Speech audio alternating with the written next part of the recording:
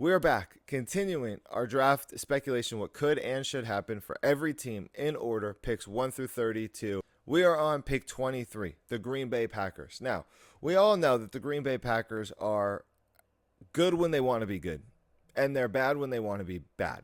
Essentially, that's how it works. Their offense goes in the way of Jordan Love. Their defense basically either plays really good if they're put in good positions, really bad if they're put in bad positions. That is not terribly inaccurate for almost every team in football history.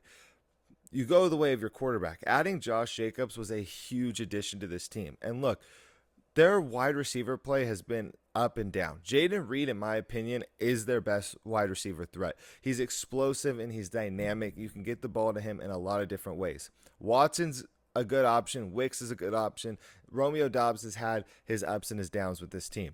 Getting another wide receiver, a starting wide receiver, a day one wide receiver that can compete, that can actually produce in this offense and challenge all these other wide receivers to be at their A game, you could have one of the best young wide receiver rooms in all of the NFL. So if there's one of those guys available, you got to look at wide receiver if you're the Green Bay Packers.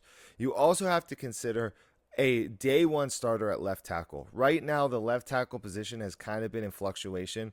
Same with the right tackle situation, but left tackle more importantly. Jordan Love has to stay healthy. He's had some weird injuries that he's dealt with. We've seen him scramble around. We see him hold the ball.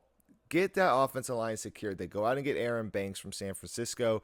You got to bring in a left tackle. If there's a starting left tackle that you feel can start day one at pick 23 in this draft, or if you have to trade up to get one, that's not a bad move either.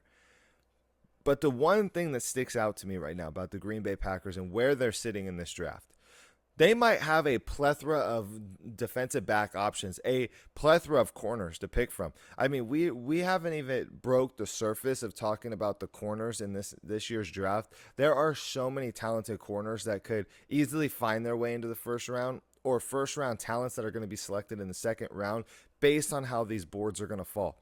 The corner situation has been in shambles lately for the Green Bay Packers, and shutting down receivers is the best way to help your young front seven generate what you need to generate, because you're going to go out and get young front seven players later in the draft.